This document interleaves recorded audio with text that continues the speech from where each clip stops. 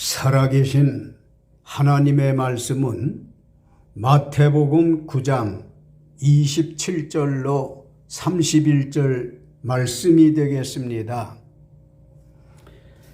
예수께서 거기에서 떠나가실새 두 맹인이 따라오며 소리질러 이르되 다윗의 자손이여 우리를 불쌍히 여기소서 하더니 예수께서 집에 들어가심에 맹인들이 그에게 나아오거늘 예수께서 이르시되 내가 능히 이 일 할 줄을 믿느냐? 대답하되 주여 그러하오이다 하니 이에 예수께서 그들의 눈을 만지시며 이르시되 너희 믿음대로 되라 하시니 그 눈들이 밝아진지라. 예수께서 엄히 경고하시되 삼가 아무에게도 알리지 말라 하셨으나 그들이 나가서 예수의 소문을 온 땅에 퍼뜨리니라. 아멘. 오늘 우리가 은혜를 나누고자 하는 말씀의 제목은 병을 고치시는 예수님이라고 하는 말씀으로 은혜를 나누려고 합니다. 마태복음 9장 안에 보면은 예수님께서 난치병과 불치병 가림없이 당신 앞에 나온 사람들은 다 고쳐주신 것을 볼 수 있습니다. 오늘 여기 오신 분들과 이 말씀을 듣는 분들에게도 자잘한 병부터 난치병, 불치병에 이르기까지 다 예수께서 고쳐주실 줄로 믿습니다. 예수님께서는 어떤 병을 어떻게 고치셨을까? 5가지를 말씀드리려고 합니다. 먼저 본문 말씀인 27절로 31절 말씀에 보게 되어질 것 같으면 예수님께서 두 맹인의 눈을 뜨도록 고쳐주셨습니다. 할렐루야! 두 맹인들은 예수님을 따라가며 소리질러 다윗의 자손이여 우리를 불쌍히 여기소서. 이와 같이 두 사람들은 합심적 믿음을 가지고 부르짖었어요. 제가 생각할 때는 손톱 밑에 가시 하나 들어도 아파 죽겠고 고통이 큰데 자기 아픈 것만 사람들은 다른 병은 다 참아도 자기 아픈 병에 대해서는 최고로 아프다고 해요. 종합적으로 제가 볼 때에 가장 고통스러운 건 앞을 보지 못하는 것처럼 또 다른 무엇이 있을까 싶습니다. 두 맹인들 얼마나 기구한 운명으로 생각했겠어요. 가고 싶은 데를 편안하게 갑니까? 한두 번이지 누가 도와주는 사람이 있습니까? 하얀 지팡이 하나 들고 삼천리를 가야 되니 얼마나 고통스러웠겠어요. 마침 예수님 만나게 되어져서 그 뒤에 따라가며 소리를 질러 다윗의 자손이여 우리를 불쌍히 여겨달라고 합심적 믿음 때문에 고침을 주셨습니다.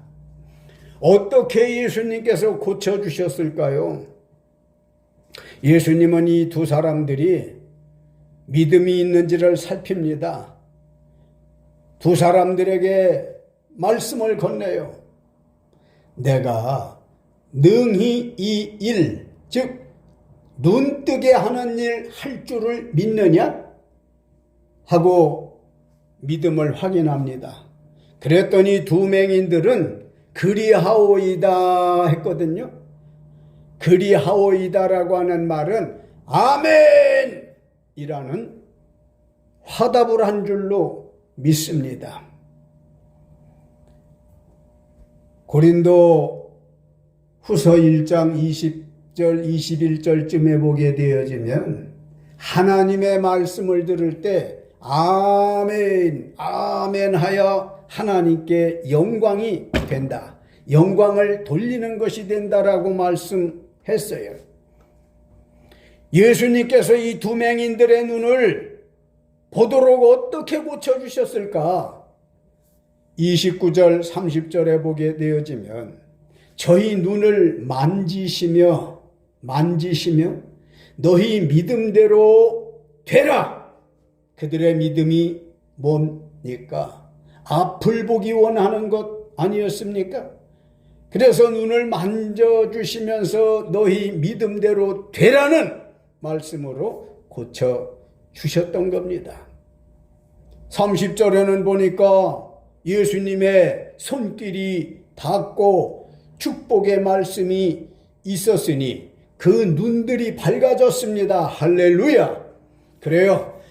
어떠한 병이든지 앞을 보지 못하는 맹인의 이건 현대의학으로도 참 어려울 만큼인데 예수님 지상생활 하실 때 일이었더라면 적어도 2000년 전에도 이런 맹인들이 있었구나 하는 것을 보면서 오늘날도 마찬가지로 여러분이 무슨 병으로 신음하고 계십니까?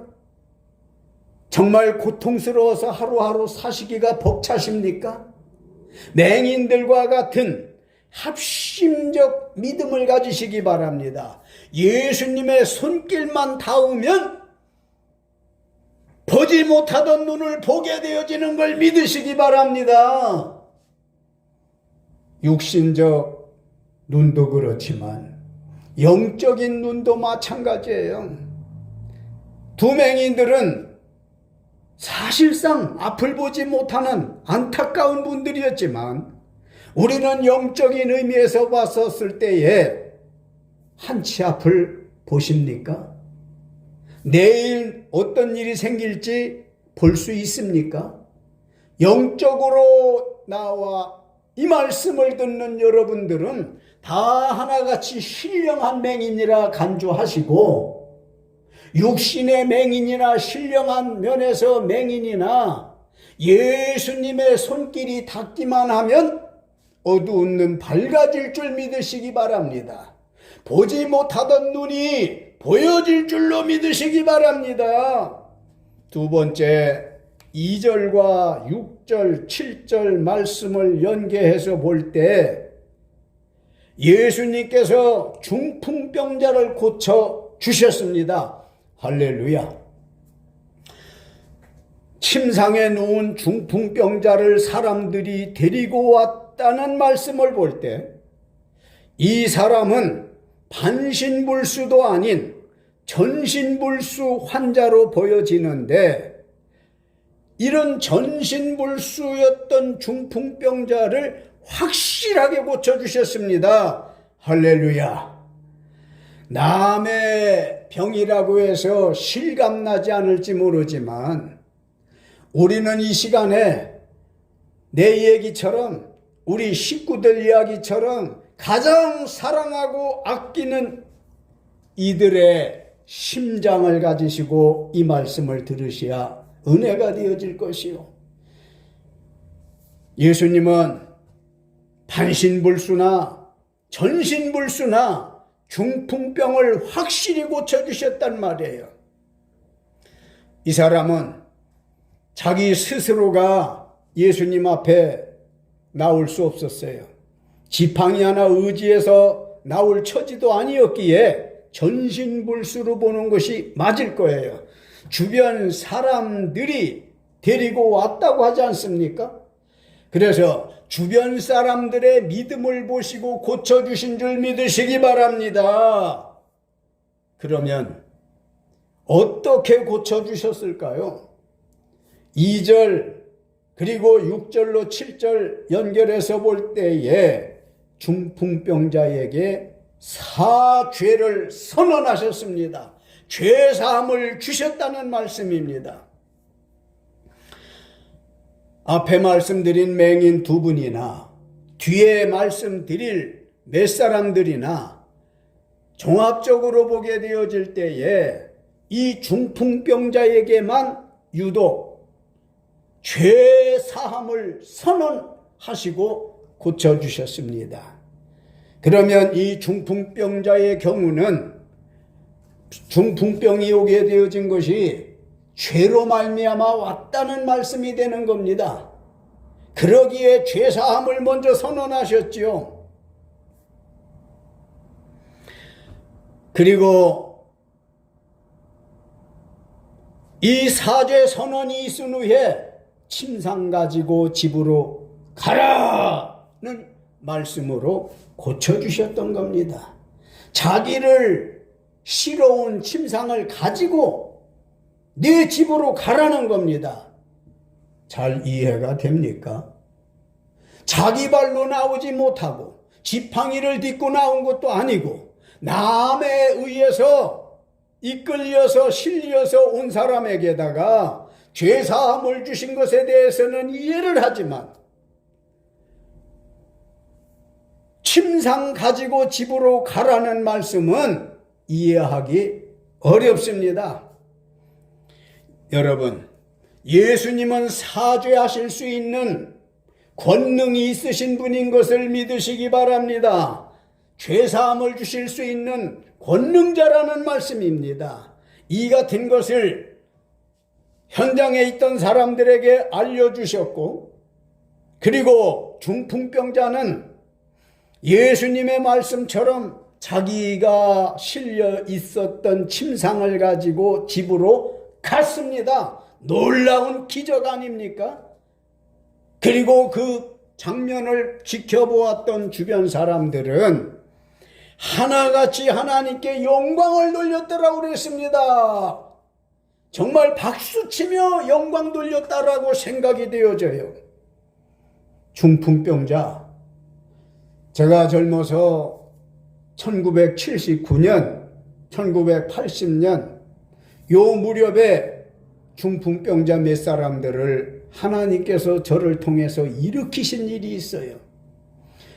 반신불수는 지팡이를 가지고 온 사람이 하나님의 성전에 왔던 사람에게 정말로 간절한 믿음으로 기도해주고, 그분은 나이 많으신 영감님이셨는데 지팡이를 딛고 오신 그분에게 기도해 주고는 지팡이를 두고 걸어가세요.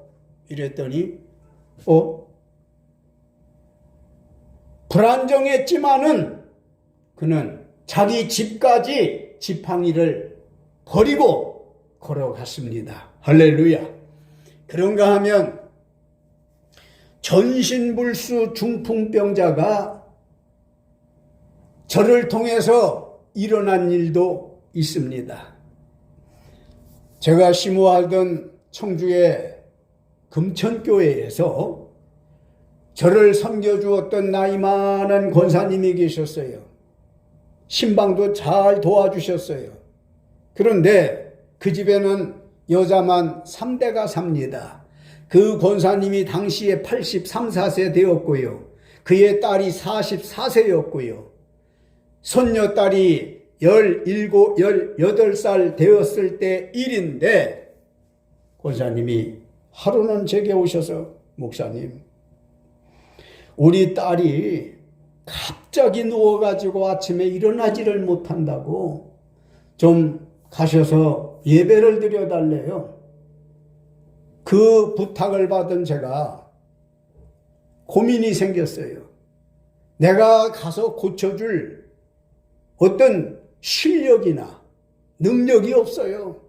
그저 요청에 의해서 가서 간절히 예배드리고 하나님께 아뢰어서 도와주시기를 바라는 마음으로 저를 키워주었던 고모님이 전도사님이었어요. 그 전도사님과 그리고 신방을 도왔던 몇몇 집사님들을 모시고 그 권사님 가정에 갔어요. 들어가 보니까 44세쯤 되어진 그의 딸이 제가 평상시도 아는 분이에요. 다방에 근무를 했는데 어머니 신앙에 대해서 그렇게 좋지 않게 여기고 자신은 교회를 나오지 않았고 자기의 딸을 하나님 앞에 나가는 걸 반대를 했던 분이거든요. 사람 정말 안녕하시냐는 인사가 큰 인사인 것 같아요.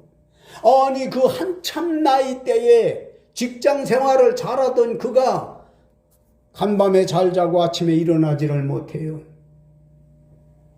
감히 앉지도 못해요. 서는 건 더 이상 말할 수 없을 만큼. 그런데 가서 묵기도를 마치고 사도행전 3장 그 안진방위 사건 있지 않습니까? 이 말씀을 펴놓고 예배를 드렸어요. 찬양을 하나님께 드렸어요. 그리고 간절히 신방 대원들과 함께 통성으로 기도를 했어요. 그리고서는 제가 하나님 이 한 시간에 주님 손에 붙들리기 원합니다. 내 입술을 주장해 주셔야 되겠습니다. 이리고는 둘러앉아 있는 신방 대원들, 아랫목에 누워있는 44세의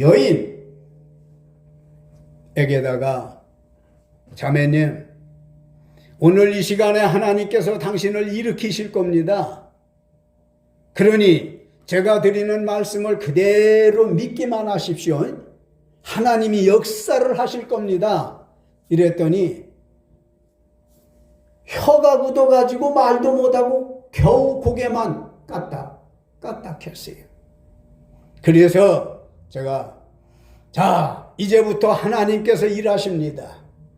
자매님, 예수 그리스도 이름으로 명하나니 일어나세요. 이랬더니 이 자매가 어림도 없다는 눈초리예요. 예수 이름으로 일어나세요. 이랬더니만은 온갖 있는 힘을 다해서 일어나려고 용을 써. 그러니까 그 어머니가 안쓰러워서 등이라도 받쳐주고 목이라도 받쳐주려고 연만하신 권사님이 그렇게 도움을 주는 듯해서 권사님 자기 믿음으로 일어나 앉게 두세요. 내버려 두시죠. 그랬더니 권사님이 손을 떼고 그저 안쓰러운 얼굴로 기도하는 마음으로 바라봐요. 자, 주께서 일어나도록 도와주시니까 자매님 일어나시죠? 이랬더니 땀을 흘려가면서 겨우 일어 앉았습니다. 할렐루야. 자, 이제 일어나 앉았으니까 일어서도록 하나님께서 도우실 텐데 일어나시죠. 예수 이름으로 일어나시라고요. 이랬더니 한참 시간을 걸려서 벽을 지대가면서 일어났습니다. 할렐루야. 다리에 힘이 없어요. 그래서 벽에 지대 있길래 자매님 내가 목이 말라. 응? 내가 목이 말르니까 주방에 가셔서 물 한 대접 좀 떠다 주시죠. 걸어가라는 얘기예요. 이랬더니 잘 안 될 것 같은 그런 표정을 지어서 예수 이름으로 가세요. 걸으세요. 이랬더니 아기가 걸음마 배우는 것 같은 그런 모습으로 한 걸음 한 걸음 힘들게 넘어질 듯 그렇게 걸어서 물을 한 대접 뜨기는 떴는데 오면서 걸음 자세가 편치를 못하니까 일렁일렁해서 다 쏟고 대접 바닥에 조금 있더라고요. 그래서 그걸 받아서 주의 이름으로 마시고 자 이제 하나님께서 남은 건강도 책임을 지실 텐데 앉으십시다. 힘들게 앉았습니다. 이 광경을 지켜보던 자기 어머니부터 우리 고모되는 전도사님과 신방대원들과 저까지도 눈물 땀물이 뒤 범벅이 되어져 가지고 콧물까지 이 살아계신 하나님의 역사를 보며 우리는 박수로 찬양을 했습니다. 가만히 보니까 한쪽 손이 조막선이 돼 있어요. 이걸 못 펴고 있는 거예요. 이래서 기도하자고. 그 여인에게 제가 손을 깍지를 꼈어요. 기도했어요. 하나님, 누워 살던 사람 일어앉게 하시고 일어앉게 하셨던 하나님이 일으켜 세워 걷게 하셨습니다. 그리고 물도 떠오게 하셨습니다. 이제 이 손이 힘이 없사오니 깍지 낀 손에 힘을 주시어서 예수 이름으로 이 손이 힘을 얻을지어다 했더니 참 놀라워요. 하나님의 성령이 하시는 일이지 정말 내가 한 일이라고는 나는 1%도 생각을 안 해요. 손 5가락이지 않습니까? 4가락이 쫙 펴졌어요. 할렐루야. 새끼손가락만 반 정도 펴지고 반이 안 펴졌어요. 새끼손가락도 펴야 되잖아요. 그런데 이게 안 펴지는 거예요. 이제 이만큼 살아나니까 이 44세 여인이 말을 못하고 펴진 손으로다가 자기 혀를, 입안에 혀를 검지로다가 표시를 해. 말이 안 된다는 뜻이구나 하고는, 자, 이제 하나님께서 굳은 혀도 풀어주실 줄로 믿습니다. 이러고서 어떻게 하나님의 성령이 하시기를 바라는 마음으로 그 여인의 입을 열어 혀를 붙잡고 기도를 했어요. 평생에 남의 여인 혀를 붙잡고 기도해보기는 처음이야 진짜. 하나님, 이 혀가 말을 안 들어 말을 못하는 것 같은데 원하시면 이 혀를 좀 풀어주셔야 되겠습니다. 예수 이름으로 비오니 혀가 풀릴지어다 했더니 참 이 여자가 혀가 풀려가지고 그렇게 울어요. 감사하다고 하면서 그렇게 울어요. 한참 울고 나더니 이제 새끼손가락 반 안 펴진 거 가지고는 왼손으로다가 오른손 새끼손가락을 반 정도 안 풀린 걸 가지고는 이제 혀가 풀렸으니까 말을 하잖아요. 왜 이거는 안 펴주냐고 좀 뭔가 선명치 않은 목소리지만은 이것도 좀 펴졌으면 좋겠다. 펴주세요. 이렇게 들려요. 그래서 내가 그랬어요. 자매님, 아니 들어놓아서 눈동자만 굴리던 분이 일어앉는 믿음 가졌고, 그리고 일어서는 믿음 가졌고, 걷는 믿음 가졌고, 그런데 혀가 풀려지는 믿음도 가졌는데 왜 새끼손가락 하나 남은 거 이 믿음은 안 가지셨어요? 이 믿음을 가지세요.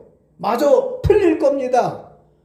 그랬더니 그 믿음은 안 가져가지고 필경은 다 정상적이 되어졌는데 새끼손가락 반 정도 안 풀린 거 가지고 하나님이 살아계시면 이것도 풀어주셔야지 왜 안 풀어주느냐고 이러더니 오는 주일날부터 이제 교회를 꼭 나와야 됩니다. 그랬더니 대답을 했어요. 주일날 그분이 오기를 학수고대했습니다.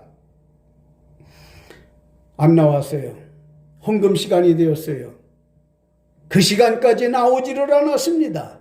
그런데 헌금 봉투에 보니까 좀 두둑한 봉투가 하나 있어요. 그 권사님이 자기 딸의 이름으로다가 헌금을 얼마나 했는지 두둑해요. 1,000원짜리가 들은 건지 10,000원짜리가 들은 건지 모를 일이지만은 헌금 시간에 제가 그랬어요. 권사님, 따님이 어떻게 못 나오셨습니까? 그랬더니 예, 못 나왔어요. 그러길래 이 헌금을 돌려줬어요. 본인이 와서 헌금을 하셔야 하나님이 기뻐하시지. 권사님이 이렇게 가져오시면 제 마음에서 하나님이 안 기뻐하는 것 같으니까 노여워하지 마시고 갖다 딸한테 주면서 다음 주에라도 네가 가서 하나님 앞에 헌금하라고 이렇게 전해주시면 좋겠다고 한 일이 있어요. 나중에 들었지만은 이제 직장 생활도 했어요. 그런데 한 1년 반, 2년 가까운 때에 그 어간에 제가 서울로 이사를 가가지고 뒷얘기를 몰랐는데 멀리까지 들려온 얘기에 의하면은 하나님의 전에 나가지를 하는 거야. 그리고는 오리피가 좋아가지고 누가 갖다 줘서 오리피를 먹고 내가 나았다라고 그런다고 그래서 얼마나 가슴이 아팠는지 몰라요. 나중에 들으니 화장실에서 서서 죽었대요. 서서. 세상에 이런 일도 있나요? 자, 왜 이렇게 그 권사님 가정 얘기를 했습니까? 중풍병자 예수님이 고치시는데 무슨 이의가 있습니까? 현대의학으로 중풍병에 대해서 그렇게 만만한 치료를 못하고 있지 않습니까? 예수님이 하시는 걸 믿으시기 바랍니다. 그러면 어떻게 고쳐주셨을까요? 2절과 6절, 7절을 연계해서 볼 때 중풍병자에게 사죄 선언하신 후에 침상 가지고 집으로 가라! 이 말씀으로 고쳐주셨던 겁니다. 말씀드렸지요. 예수님은 죄사하는 권세를 가지신 분입니다. 혹시 중풍병으로 고통당하는 분이 계시다면 이 말씀을 확실하게 붙잡아 보시고 믿어 보시어서 중풍병에서 자유함을 받으시기를 주님의 이름으로 축원합니다. 세 번째, 20절로 22절에 12회를 혈루증으로 앓던 여자를 고쳐주셨습니다. 혈루증, 혈루병이라고 하는 게 뭡니까? 인체 속에서 피가 엉키고 뭉쳐서 허리가 굽는 병이에요. 가끔은 인체에 그 코나 입이나 이런 곳으로다가 피고름도 흘러나오기도 하고 얼마나 추잡하고 냄새나고 얼마나 고통스러웠겠어요. 그래서 이 여자는 성경에 보게 되어지면 있던 재물을 다 허비했더라고 그랬어. 치료를 위해서 많은 의원들에게 많은 시련도 당했어요. 그러나 아무런 효험을 보지 못했어요. 그러자 예수 그리스도를 만나게 되어졌는데 이 여자는 자기 스스로 생각을 해요. 내 마음에 예수의 겉옷만 만져도 구원받을 것 같다는 생각을 했어요. 그런 믿음을 가졌어요. 그리고 예수님 뒤로 돌아가서 그의 옷자락에 손을 대었습니다. 예수의 불같은 능력이 나간 것을 믿으시기 바랍니다. 이 여자는 즉시 고침을 받았습니다. 예수님과 12회를 혈루증으로 앓던 여자, 이 두 사람들만 알아. 치료가 되어진 걸. 같이 있던 제자들이나 군중들은 알지도 못해. 예수님께서 누구와 내 옷에 손을 대었느냐. 이 여자는 죄인처럼 자기가 손을 댄 걸 의사 표시를 했어요. 그러면 어떻게 고쳐주셨을까요? 이 사람을 22절에 예수님께서 따라 안심하라. 내 믿음이 너를 구원하였느니라. 할렐루야. 이 혈루 환자는 본인의 믿음으로 고침받았다는 말씀입니다. 예수께서 안심하라. 내 믿음이 너를 구원하였느니라 하시는 이 말씀과 동시에 즉시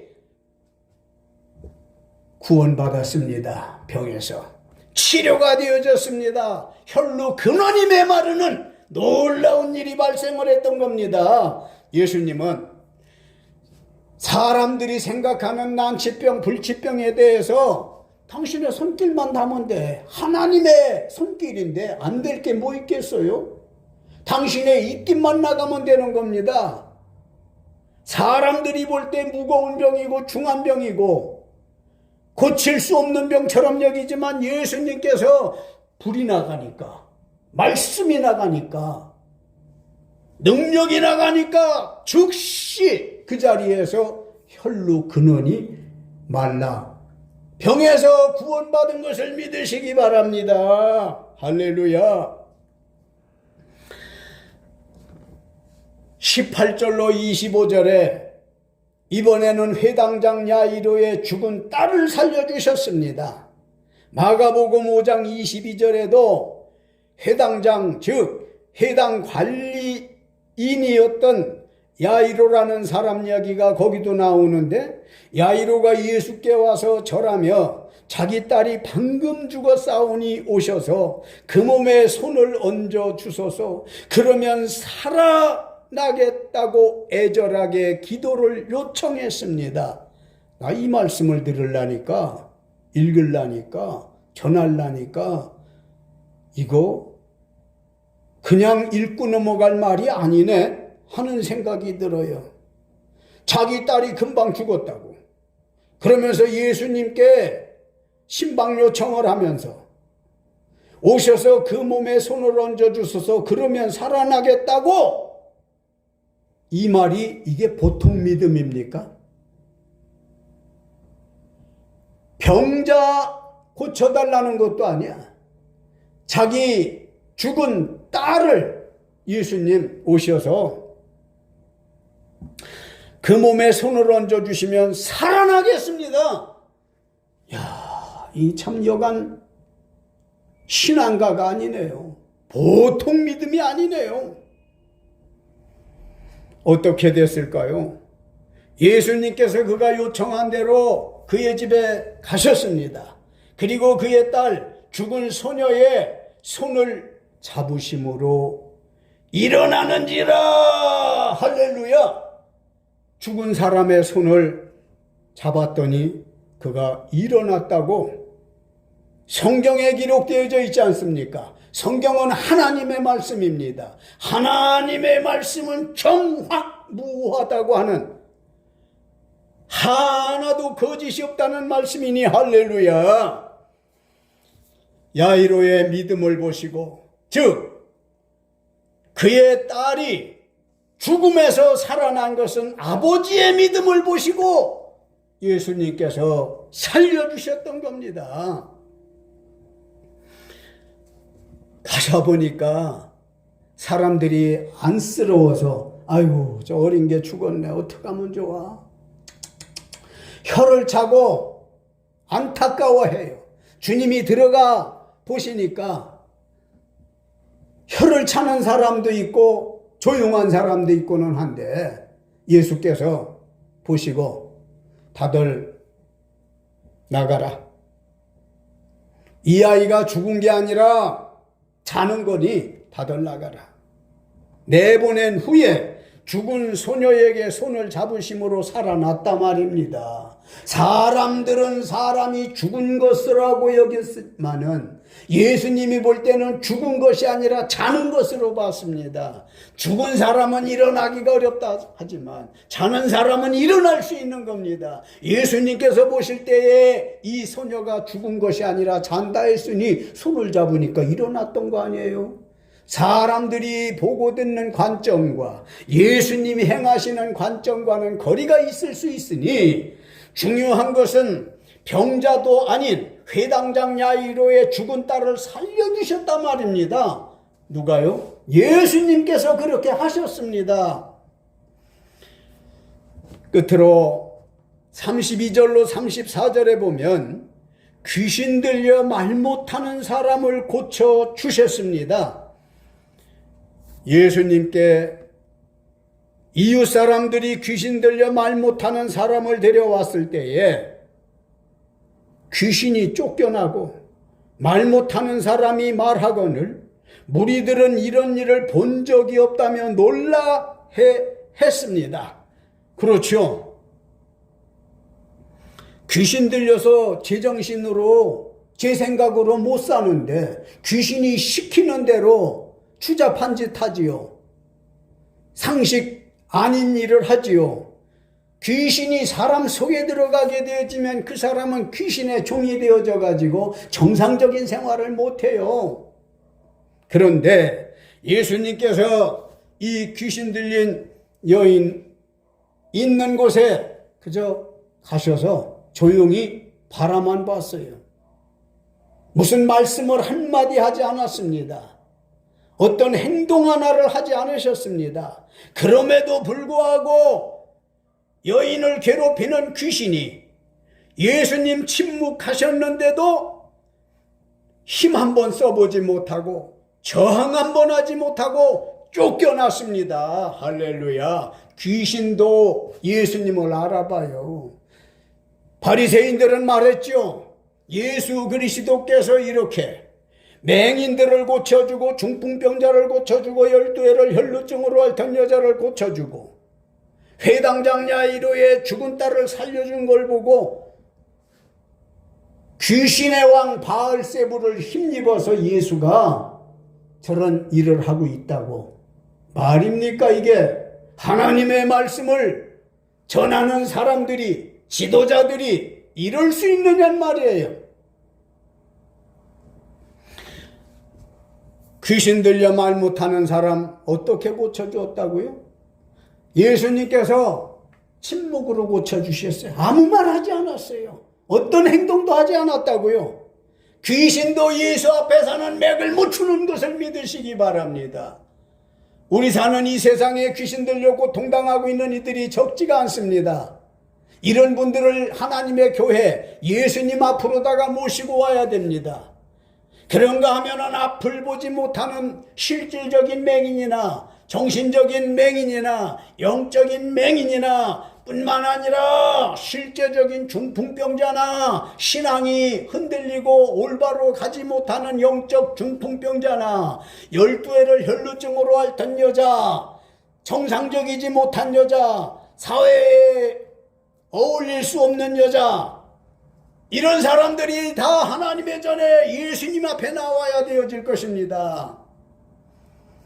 영적으로 회당장 야이로의 딸처럼 죽은 듯한 사람들까지 다 나와서 예수님 앞에 해결받아야 되어질 것입니다. 우리 예수님께서는 어떤 병자는 고쳐주고 어떤 병자는 안 고쳐주신 일이 없어요. 우리 예수님께서는 자자난병부터 난치병, 불치병에 이르기까지 나아가 죽은 사람들까지 다 고치시고 살려주셨던 겁니다. 이제 영적, 육적, 정신적 병 없는 사람이 누군가? 정말 아프지 않은 사람이 얼마나 될까요? 예수님은 만병을 고치시는 분이십니다. 그 어떤 병도 예수님 앞에 안 되는 병이 없습니다. 다 고치실 수 있다 말씀입니다. 결론적으로 마태복음 9장 12절에 예수님께서 말씀하시기를 건강한 자에게는 의사가 쓸데없고 병든 자에게라야 쓸데있느니라 하셨으니 어떤 병이든지 지체하지 마십시오. 내 병은 안 될 거야. 아니야, 나는 병이 오래돼서 고치기 힘들어. 스스로 생각하는 것을 바꾸시어서 만병의 대의원이신 예수님께 믿음 갖고 나오시기만 하면 되는 거야. 난치병, 불치병 따지지 말라 말입니다. 예수님께서 고치십니다. 예수님께서 온전케 하실 것입니다. 그런 거로 사랑하는 성도 여러분, 이 말씀을 들으시는 여러분, 한 사람도 의심하지 마시고 다 하나같이 주님 앞에 나오시어서 맹인들처럼, 중풍병자처럼, 12해를 혈루증으로 앓던 여자처럼, 회당장 야이로의 죽은 딸을 살려주신 것처럼, 귀신 들려 말 못하는 사람을 고쳐주신 것처럼 다 각자 해결받으실 수 있으십니다. 당장 모시고 오십시오. 다음 주에도 모시고 오십시오. 예수님께서 다 고쳐주실 것입니다. 확실히 믿으시기를 살아계신 예수님의 이름으로 축원합니다. 축원합니다. 각자 믿는 대로 되시기를 주님의 이름으로 거듭 축원합니다. 기도하시겠습니다.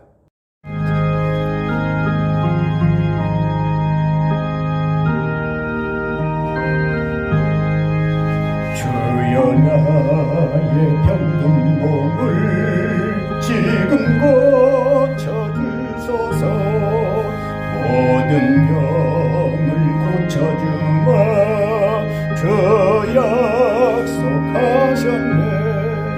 내가 지금 굳게 믿고 주님 앞에 구하오니 주여 크신 권능으로 곧고 쳐주소서. 나의 주님 뜻이라면 나를 고쳐주소서. 머리 위에 기름 붓고 날 고쳐주소서. 모든 것을 다 바치고 간구하는 나의 몸을 지금 주의 약속대로 곧고 쳐주소서. 저를 위해 살겠으니 나를 고쳐주소서. 내게 속한 모든 것을 다 주의 것이니 성령이여 강림하사 능력 있는 손을 펴서 나의 몸을 어루만져 곧고 쳐주소서.